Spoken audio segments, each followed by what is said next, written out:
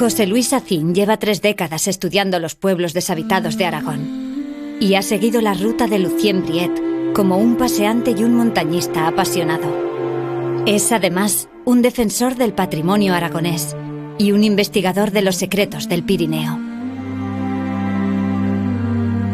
Digamos que habría distintos niveles. La vida era dura, no es como ahora que tenemos unas comunicaciones fáciles. Eso es lo que propició muchas veces la marcha de la gente. La gente no se hubiera ido, pero también el que no tuvieran comunicaciones, infraestructuras y que les alentaran desde las entonces instancias gubernamentales, desde el franquismo, sumado a todo lo que había sucedido desde el siglo XIX, un poquito la economía, la caída de la economía de montaña, pues hizo que la gente empezara a plantearse muchas cosas, sobre todo en esos años 60.